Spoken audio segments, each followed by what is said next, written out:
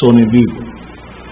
Quisimos complacer a mucha gente que nos ha pedido que hiciésemos este programa también en horario matutino. Agradecemos la colaboración y la cooperación de mucha gente que hacen posible que estas dos versiones del programa ahora estén en el aire. Este es un programa político, igual que el de la tarde. Les reiteramos lo mismo. No es un programa periodístico, es un programa político para tratar temas políticos en forma especializada, forma temática. Aquí no jugamos a hacer campañas ni tampoco a hacer trincheras con grupos políticos ni con grupos empresariales. Nosotros trabajamos al servicio de la sociedad y reiteramos, un programa político. No hacemos un programa periodístico. Este es un programa político y como tal lo vamos a tratar.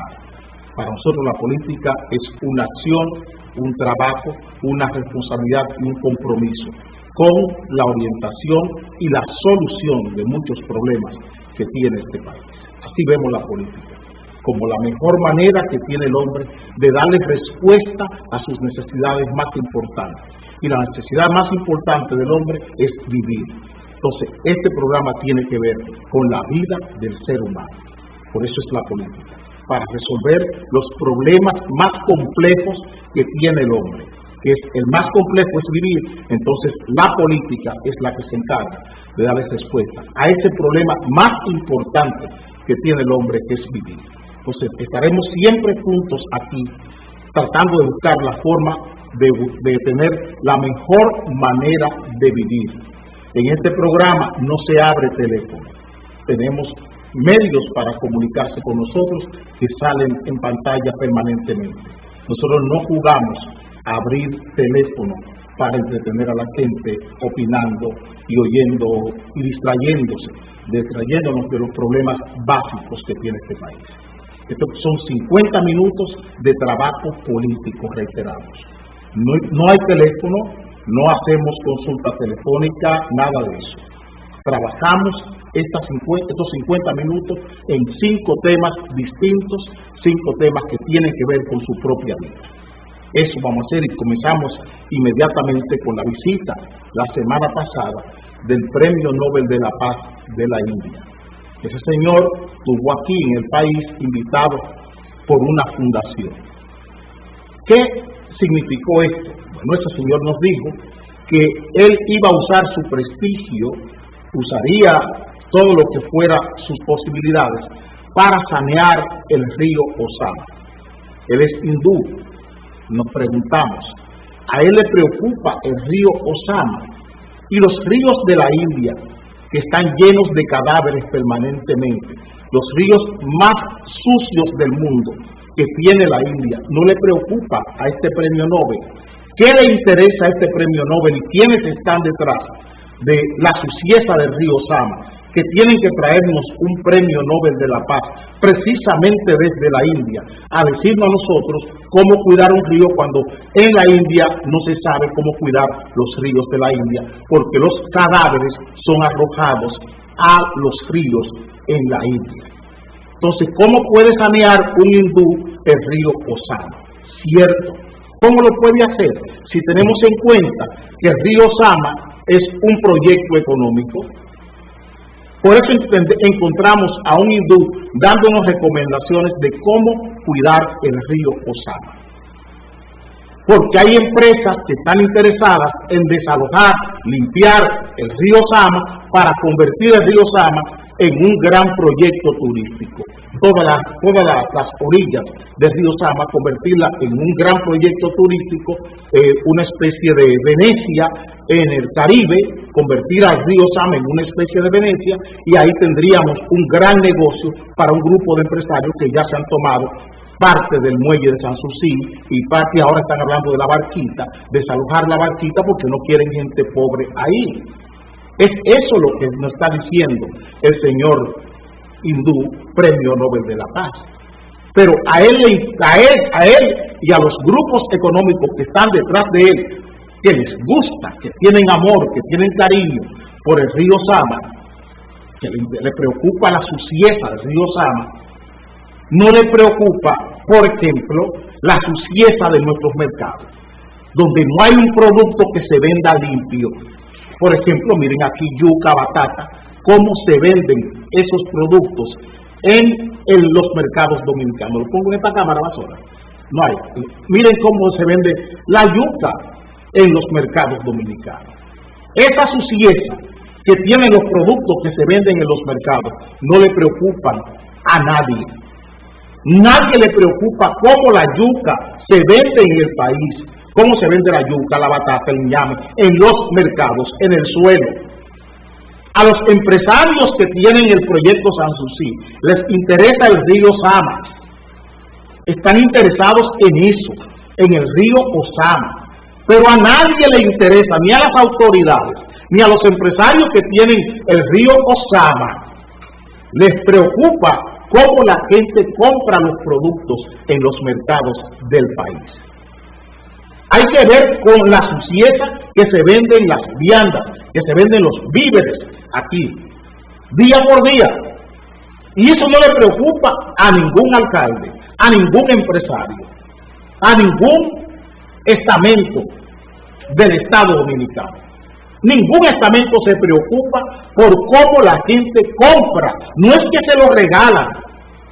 Cómo la gente compra la yuca, la batata, el ñame, la yautía, el macuey. Cómo compra esos productos en el suelo y sucios. Lo más importante, claro, para las empresas que tienen el proyecto Sanssouci, el proyecto del río Sama, el río Sama debe estar limpio. Pero lo más importante es lo que la gente está comiendo. Y esa misma suciedad que tienen los mercados, también la tiene la agricultura dominicana, que es peor. La suciedad política de la agricultura dominicana es igual que la suciedad que tienen los productos comestibles que estamos comiendo aquí en este país. Esos productos que se venden en los mercados, carentes de toda higiene, ni le preocupa al Ministerio de Salud Pública, ni le preocupa al Ministerio de Agricultura, ni le preocupa a Proconsumidor, a nadie. Vaya al mercado y pida una libra de yuca. Vaya al mercado y busque una libra, un pedazo de ñame, de batata, de yautía blanca, yautía amarilla, de macuey. ¿Y qué le va a pasar? Y usted está comprando con su dinero en una plaza, usted está comprando con su dinero, no es que se lo están regalando. Usted compra suciedad, compra productos sucios con su dinero. Con su dinero, usted compra productos sucios, llenos de tierra, llenos de aguas negras. Usted compra sus productos en el mercado. Y eso a nadie le preocupa. A los empresarios del Grupo Sanssouci les preocupa la suciedad del río Sama. Pero al Estado Dominicano, ni a los empresarios de Sanssouci, que nos traen el premio Nobel de la India para que nos diga cómo limpiar un río, cuando todos los ríos de la India están sucios, llenos de cadáveres, no les interesa para nada les interesa que nosotros los dominicanos estamos adquiriendo productos sucios en los mercados. Haré una pausa para entrar en el próximo tema.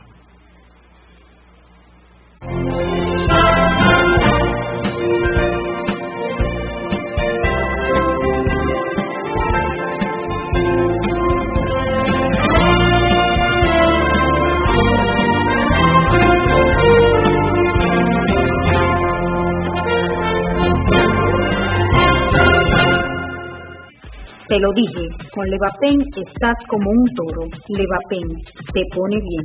Busca tu alegría en la farmacia. Levapen, siempre bien.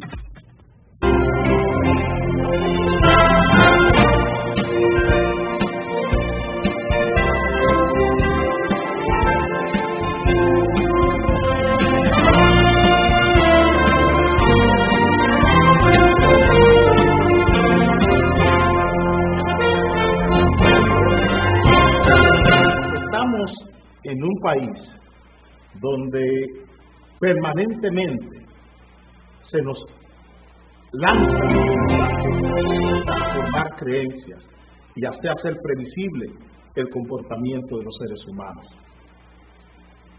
Aquí hemos hablado mucho del 4% por la educación. Y ustedes ven inauguraciones permanentes en los medios de comunicación de escuelas. Estamos inaugurando escuelas. Pero ¿dónde está la real educación? ¿En las escuelas o en el aula? ¿Qué es lo importante? ¿El proceso, la función, la relación enseñanza-aprendizaje o un aula de clase o una computadora o la comida que se sirve en tan extendida o el desayuno escolar? Tenemos una gran amalgama, una gran polisemia alrededor de la expresión educación. Si vemos lo que está ocurriendo, estamos teniendo un buen presupuesto para disponerlo y usarlo en lo que tiene que ver con la educación dominicana. Pero ¿qué en sí estamos haciendo que sea trascendente en la educación? ¿Para qué estamos usando este dinero? ¿Qué fines persiguen estas decisiones políticas con relación a ese dinero? El viernes oímos al ministro de Educación decir que se crearán en cada dirección regional de educación brigadas de mantenimiento para las escuelas. Cada regional de educación tendrá brigadas de mantenimiento, plomeros, carpinteros, electricistas, esos pintores. Vamos a tener ahora más burocracia. Esas regionales tendrán camionetas, gastos de gasolina, choferes, tendrá albañiles, carpinteros, plomeros, para el mantenimiento de las escuelas. ¿Y cuántos maestros más estamos preparando para todas estas escuelas que estamos inaugurando? Estamos poniendo más atención en la infraestructura física de la escuela que en la educación básicamente. Queremos más empleados, no queremos más maestros, queremos más burocracia. Necesitamos más dinero en qué gastar para la clientela política. No se necesitan más maestros. Y el sistema, antes del 4%, necesitaba no menos de 15,000 maestros en las áreas básicas, naturales, sociales, matemáticas, lenguaje. Antes del 4%, necesitábamos 15,000, 18,000 maestros.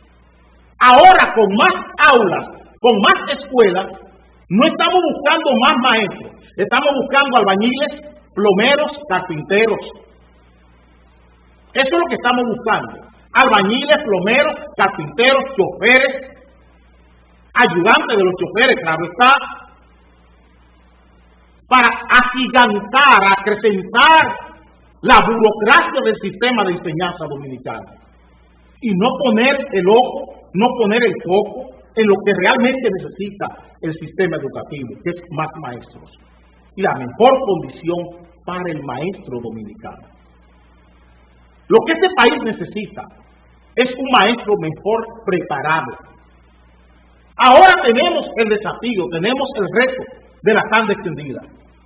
¿Dónde están los maestros que orientarán los talleres? ¿Dónde están los maestros que harán las tutelas, las tutorías para las salas de tarea? ¿Dónde están esos maestros? No, le vamos a poner un albañil, le vamos a poner un carpintero. Y vamos a buscar también gente que arregle estufa. Porque ahora la escuela es un gran centro de comida. ¿Quién se encargue del mantenimiento de los equipos de cocina? Pero ¿quién hará las tutorías que se necesitan en la tanda extendida? ¿Quién dirigirá los talleres? ¿Qué personal especializado en matemática, en lenguaje, en naturales y en sociales? Esos 4 maestros especializados para las tutorías y las salas de tarea, ¿dónde están? ¿O es que le vamos a poner a los carpinteros a hacer esas tutorías? Porque ya estamos usando personal de limpieza, conserjes, también como asistentes de profesores en la sala de tareas. ¿Dónde está nuestra responsabilidad con la educación dominicana? Preguntamos. Es que vamos a tomar todo el dinero del 4% para cogerlo y dilapidarlo en clientelismo político, en nombramiento de personal que no es el personal más útil de la educación. ¿Qué criterio es que tenemos? ¿Dónde estamos pensando con la educación dominicana? En este país estamos confundiendo muchas cosas con educación. Y estamos confundiendo hasta la propia docencia con educación. Hasta la propia docencia estamos creyendo que eso es educación. Y docencia no es educación.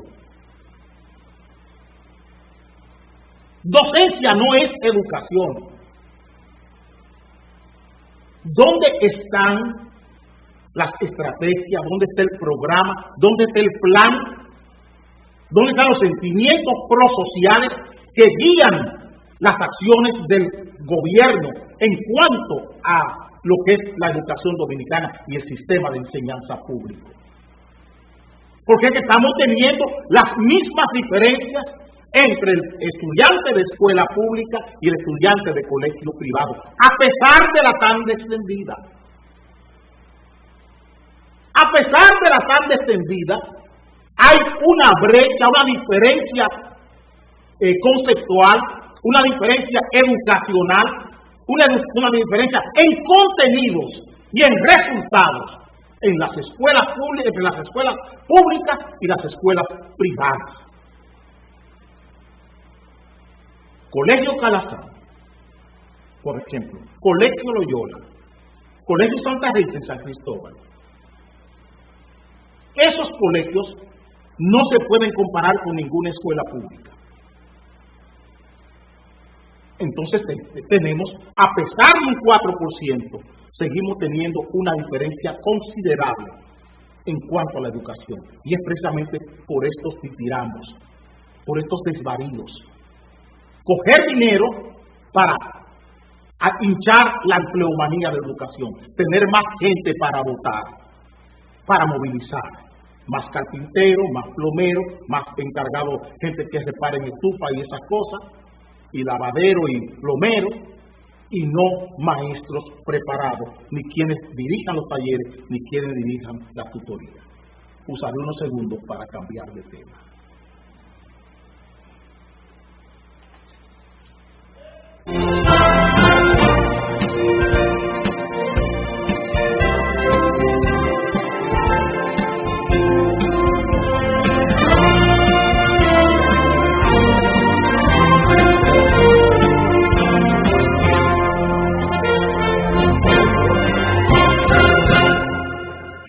Te lo dije, con Levapen estás como un toro. Levapen, te pone bien. Busca tu alegría en la farmacia. Levapen, siempre bien.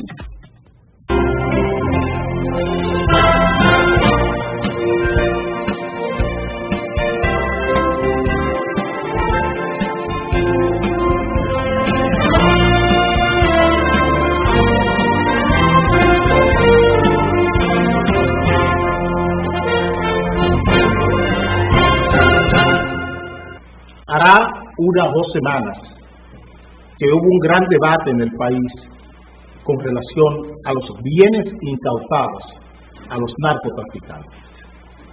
El ministro de las Fuerzas Armadas y el presidente de la Dirección Nacional de Control de Drogas, esos 2 generales, se oponían a que esos bienes estuvieran bajo el cuidado, bajo el control y evaluación de la Procuraduría General de la República, que es lo que establece la ley.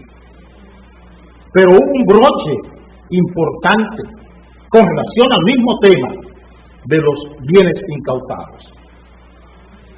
La Procuraduría convocó a una subasta de unos 200 millones de pesos de bienes incautados del narcotráfico y oímos al señor director de ética y asesor presidencial en materia de droga, el doctor Marino Vinicio Castillo, pedir que las personas que se fueran a acercar en aras de conseguir un bien de esto incautado en la subasta pública que organizaba la Procuraduría General de la República, el doctor Vinicio Castillo, don Vincho, pedía que fueran investigadas las personas que fueran a optar por uno de esos bienes de los narcotraficantes, uno de los bienes incautados que ya habían sido adjudicados al Estado por medio de sentencia definitiva. Eso proponía el doctor Castillo. Primero, el general Sigfrido Pared Pérez se oponía a que fuese la Procuraduría que tuviese el control y evaluación de los bienes.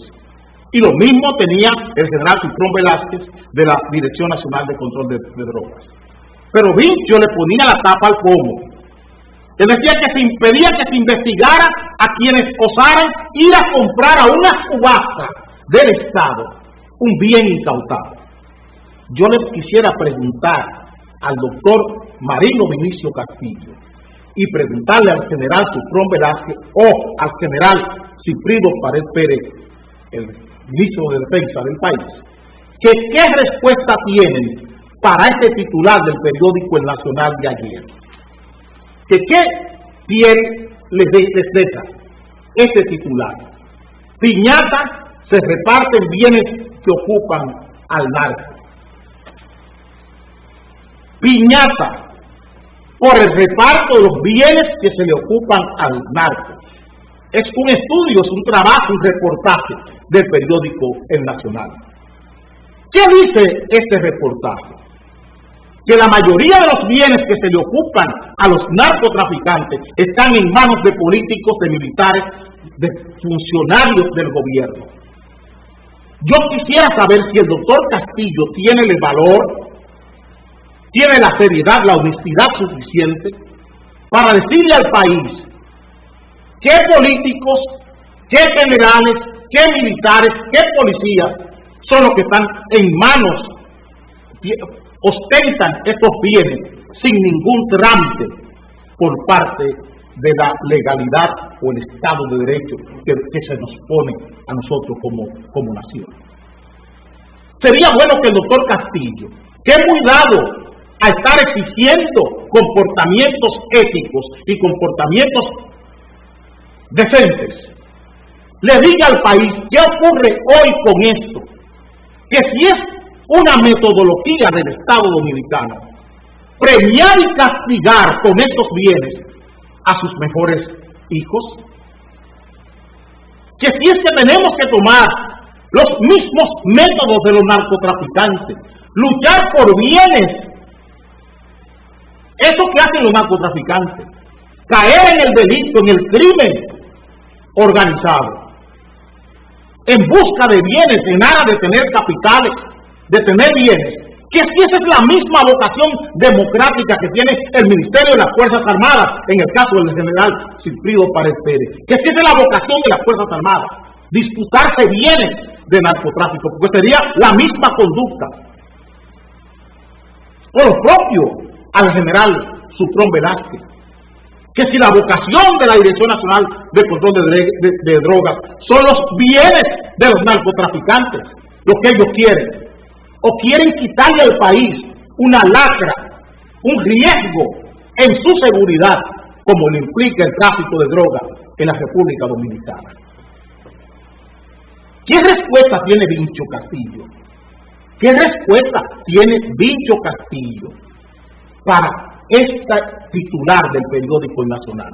Este trabajo donde se sindican y donde hablan los mismos incumbentes de los bienes incautados, de cómo han sido desguazados, cómo han sido canibalizados los bienes de los narcotraficantes por medio de los policías, militares, diputados, senadores, síndicos, funcionarios públicos. ¿Cómo eso ha pasado? Y él está pidiendo que se investigue a quien quiere comprar de buena fe un bien de ese incautado. ¿Dónde está la ética, doctor Castillo? ¿Dónde está su responsabilidad, su compromiso democrático con esta nación? Cuando ustedes están teniendo el mismo comportamiento que tiene un narcotraficante por los bienes. Cuando ustedes tienen la misma codicia por los bienes que tienen los narcotraficantes. ¿Dónde está su moral? Y le pregunto al general Sigfrido Páez Pérez, ¿qué pie le deja esto? Cuando él no quiere que sea la ley la que controle los bienes incautados. Y él quiere que sean los militares quienes controlen los bienes incautados, los mismos que se lo están repartiendo. ¿Qué tiene que decir el general Sufrón Velázquez con esto? Frente a este reportaje. ¿Dónde están sus opiniones hoy? Cuando vemos lo que ocurre, qué sucede con los bienes que se le ocupan a los narcotraficantes, que son tan demandados por los narcotraficantes, les gustan tanto a los narcotraficantes como a los políticos, como a los militares, como a los policías. Todos quieren capitales, todos quieren buenos relojes, todos quieren las casas de los narcotraficantes.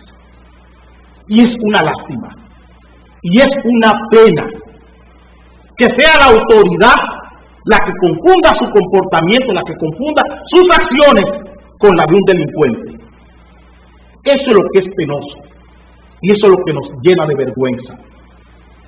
Lo que nos llena de vergüenza es que es la propia autoridad, el propio Vincho Castillo, el propio general Sufrón Velázquez, el propio general Sigfrido Páez Pérez, el que hoy los quienes carecen de moral, carecen de autoridad frente a este reportaje del periódico El Nacional. Sus argumentos se van al suelo. Y es una lástima que sea la autoridad la que esté en tela de juicio con los bienes incautados de los narcotraficantes. Es una lástima que sea la propia autoridad la que se confunda con las acciones delincuenciales que ellos mismos están llamados democráticamente a perseguir. Eso es lo triste. Y ahí está la tragedia de la democracia dominicana. Que tenemos militares, políticos, empresarios, detrás de los bienes que tienen los narcotraficantes, con el mismo ardor y con el mismo orgullo que tiene un narcotraficante.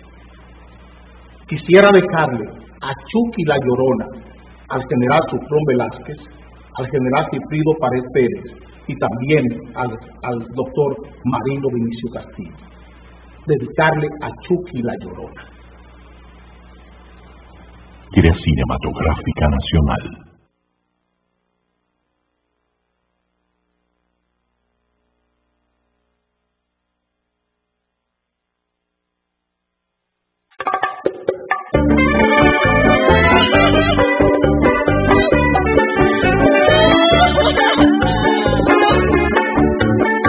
Yo quisiera analizar a través de esta canción el porqué mi confusión de un personaje llorón que le gusta chismosear y del otro mal hablar y a la vez se identifica por su forma de llorar.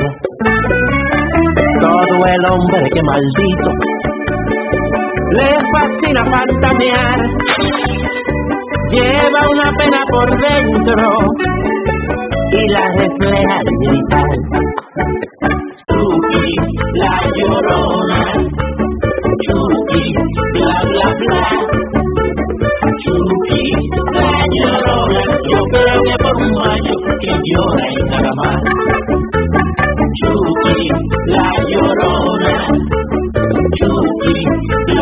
bla. Chucky, la llorona, yo creo que por un macho que llora y nada más. Todo aquel que se la pasa criticando a los demás. Mi abuelo siempre decía que algo esconde por atrás, y es por eso que yo creo que de hombre no tiene nada y le faltan pantalones, no le pesan los bolones, por eso se ponía a gritar. Chucky, la llorona, Chucky, bla bla bla. Chucky, la llorona, yo creo que por un año que llora y nada más. Chucky, la llorona, Chucky, bla bla bla. Chucky, la llorona, yo creo que por un año que llora y nada más.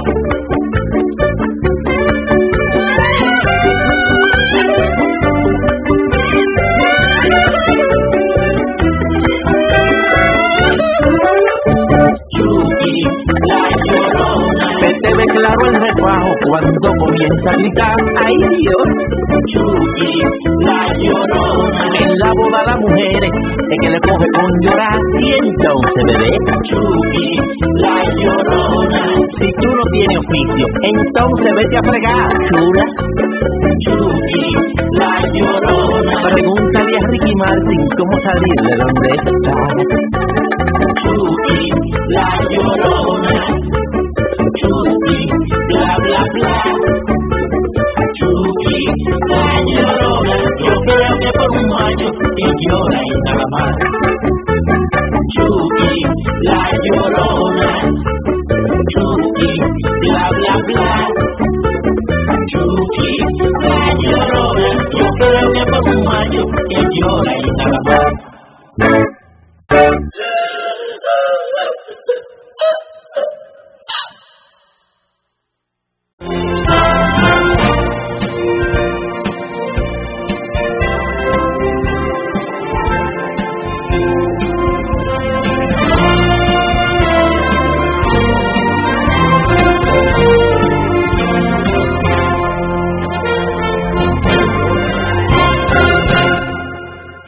Te lo dije, con Levapen estás como un toro. Levapen, te pone bien. Busca tu alegría en la farmacia. Levapen, siempre bien.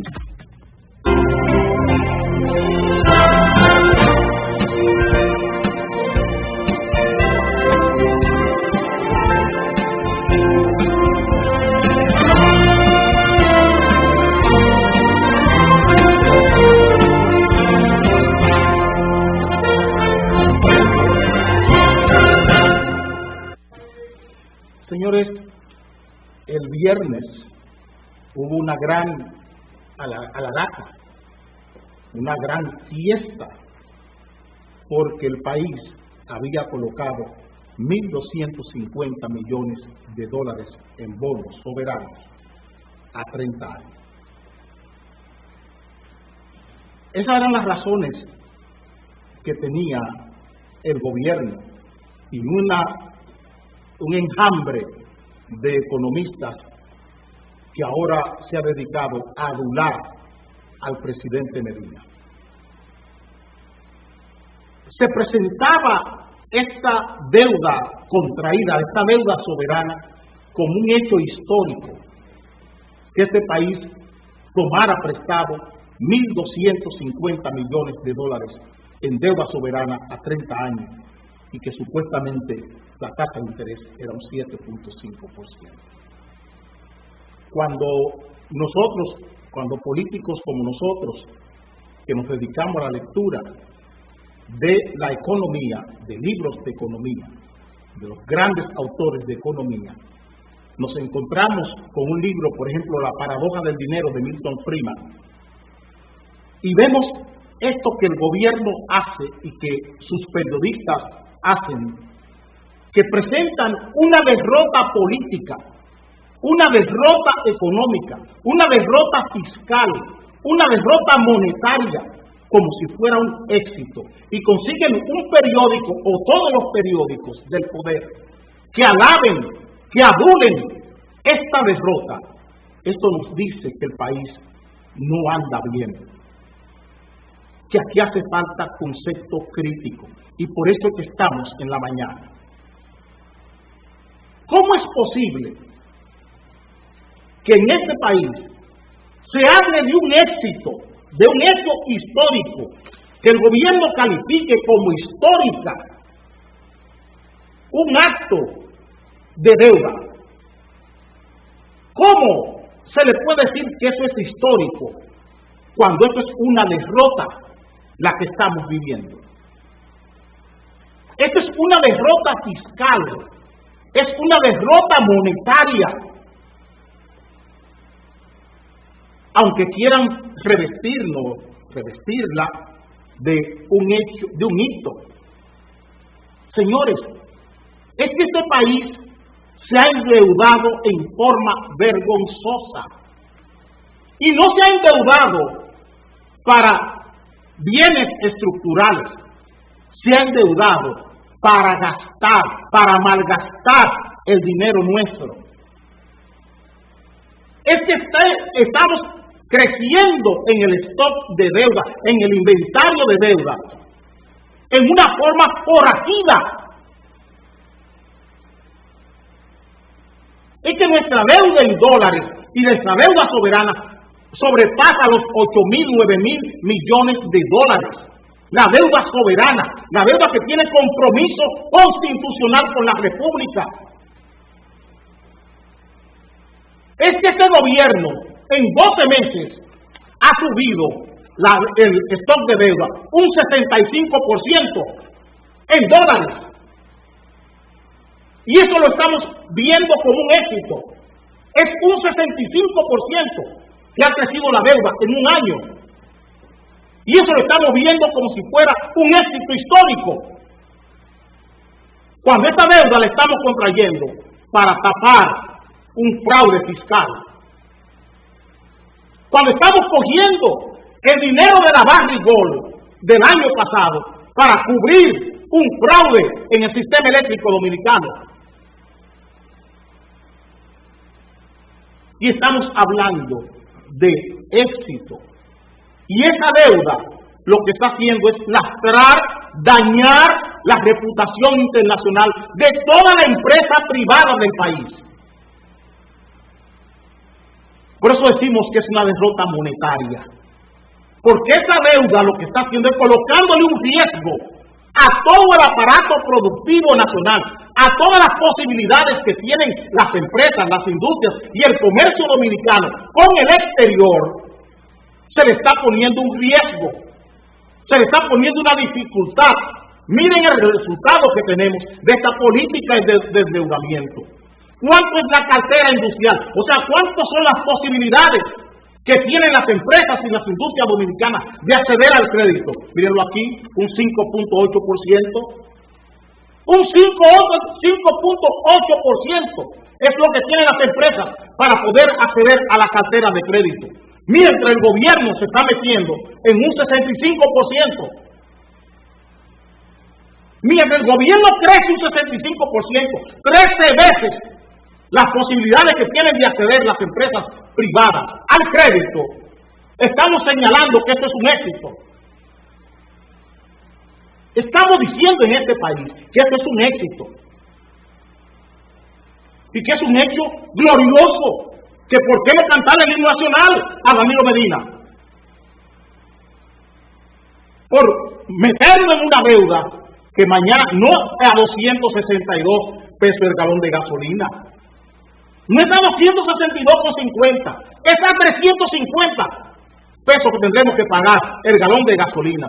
Y tendremos que soportar un ITERI mañana de 22 o 23% para poder afrontar todo este compromiso internacional en que estos señores nos están metiendo. Pero lo estamos presentando como un éxito, como un hecho histórico. Y encontramos economistas, aquellos que otrora, que ayer criticaban las acciones de endeudamiento del presidente Fernández. ¿Por qué Danilo Medina hoy lo están bautizando? Porque es el mártir, porque es el paladín de la libertad y de la soberanía nacional. Danilo Medina lo estamos soportando. Y en nombre de esa popularidad, de esa misma popularidad que hoy exhibe Danilo, Mao Zedong, todos esos grandes asesinos del mundo, Hitler, se instalaron, Trujillo, se instalaron en nombre de la popularidad, esos grandes asesinos del mundo. Pol Pot, esos grandes asesinos del mundo se montaron en el carro de la popularidad para cometer todo tipo de desmanes y de tropelías contra la sociedad y contra la humanidad. Y eso mismo estamos viendo aquí, que en nombre de la popularidad se están permitiendo desmanes monetarios, desmanes fiscales, desmanes políticos, porque las consecuencias políticas de esa decisión las estamos sufriendo ya, pero no la queremos ver. Pagar 262,50 por un galón de gasolina y 33 pesos por un metro cúbico de gas natural es una felonía. Eso no se puede sostener. Eso no hay un funcionario del gobierno que ose venir a esta mesa a quererme justificar a mí un pago de un galón de gasolina por 262,50. Y estamos callados. Y mucho menos un tanque, un galón de gas propano comprado por volumen en lugar de ser pesado, pagado en más de 113, 114 pesos el galón. Pero estamos en nombre de una popularidad, en nombre de un fraude de opinión pública como este, presentando un éxito que es una derrota, y retamos a cualquiera de esos adulones que tiene el gobierno a que venga esta mesa a finalizar, cualquiera de esos economistas, para que discutamos esto a profundidad. Sin avisar. Es la misma propuesta que hacemos en la tarde. Vengan sin avisar cuando quieran, para que discutamos este desastre, esta tragedia financiera, esta tragedia económica y esta tragedia fiscal por la que estamos pasando, con este endeudamiento desaforado de Danilo Medina. Usaré unos segundos para entrar en el último tema.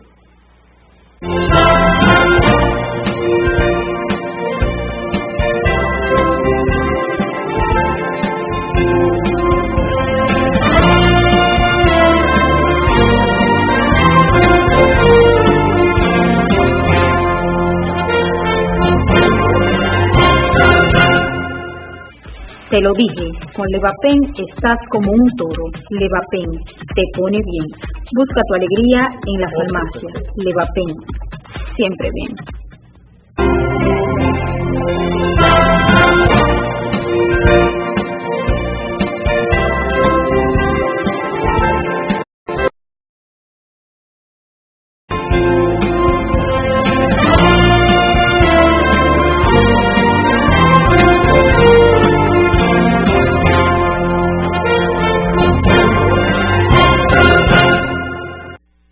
En los últimos años, nuestro país ha caído en una especie de vorágine en el comportamiento de nuestra juventud.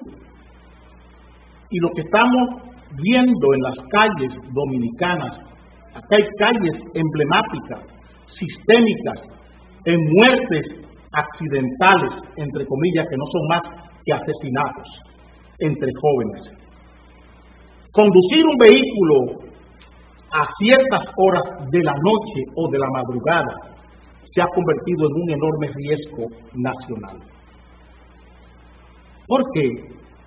Porque muchos jóvenes, sus padres, le han puesto en sus manos responsabilidades, tal vez sin saberlo, que contrae una gran responsabilidad, le ponen en las manos un auto de lujo, un auto cualquiera, como regalo, y esos jóvenes atropellan, matan, asesinan personas en las calles dominicanas, violando todas las normas y todas las reglas de tránsito y de tráfico en la República, en el país. Son muchos los hogares que han perdido seres, sus hijos, jóvenes, en accidentes de tránsito por este desafuero en el placer y complacer a nuestros hijos. Todo esto tiene su base en una expresión que, mal entendida, como se ha malentendido y como se ha mal usado, la palabra autoestima. Hay una autoestima constructiva y hay una autoestima destructiva. Y aquí, sin pedir ninguna contrapartida, los padres, teniendo a los hijos como reyes y príncipes, o sus hijas como princesas o como reinas, le han puesto en sus manos una serie de mecanismos, de instrumentos, que le han servido a esos jóvenes como referente común, y no lo son. Ese es un terreno peligroso cuando usted a su hijo lo convierte en un rey o en un príncipe, sin que él tenga una noción de la realidad y mucho menos tenga un referente común. Que él entienda, que ese hijo entienda que su autoestima es alta por lo que él tiene, que el referente para que él tenga una autoestima importante es su relación o con la pertenencia o con la posesión de un bien, de una cosa. Y en ese sentido hemos colocado el carro. El carro ha servido para que el hijo entienda que el modelo de carro que él tenga es lo que determina su autoestima, sin ningún referente social y sin ningún referente común y sin ningún conocimiento de la realidad. Eso recientemente, la semana pasada, pasó en la Lincoln. La Lincoln, que ya es emblemática en muertes violentas de este tipo, y la misma 27 de febrero. No voy a entrar en la taxonomía de papi y mami, nada de eso. Estamos tratando un tema serio y político y no lo vamos a degradar. Pero ¿dónde está nuestro gran problema? En el país, en los últimos tiempos, se nos ha querido vender la idea de que la referencia personal de un hijo, su referente de autoestima, está en su relación con la cantidad de cosas materiales o con la popularidad que ese hijo puede conseguir. Mírenlo aquí. Esta revista trae los embajadores del Chivas Riga. Les llama embajadores a estos niños preciosos y a esta niña preciosa que está en la revista En Sociedad o Ritmo Social, no sé cuál de las dos, porque ahora mismo no lo tengo. Solamente les llevo esto como referencia. Están designando embajadores del Chivas Riga, embajadores de una droga. Y estos jóvenes se sienten orgullosos en su autoestima porque son los embajadores de una droga. Oigan el orgullo. Ellos aceptan que se les diga embajadores del whisky Chivas Riga, de una droga. Sus padres, sus familiares, son incapaces de entender que esta es una autoestima autodestructiva. Son incapaces los padres, son incapaces los familiares de entender que esta es una propaganda, una fama trágica para un joven. Para un joven que necesita ser embajador de un ron, de una droga, de un whisky. Tiene que ser embajador de un ron, de una droga. No es el joven que ha descollado en la universidad. No es el joven que ha descollado socialmente. Y por eso hablo de los referentes sociales y de el sentido de la realidad. Estos jóvenes desconocen esta realidad que estamos tratando con ustedes. La desconocen. Ellos entienden que es orgullo.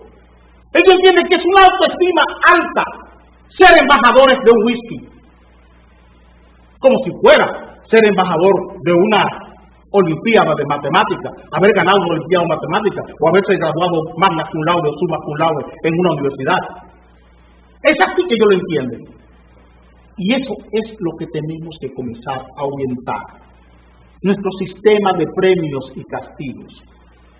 La sociedad necesita sentarse en sus propios pies y comenzar a ser crítico con toda la información que le están vertiendo en estos medios de comunicación.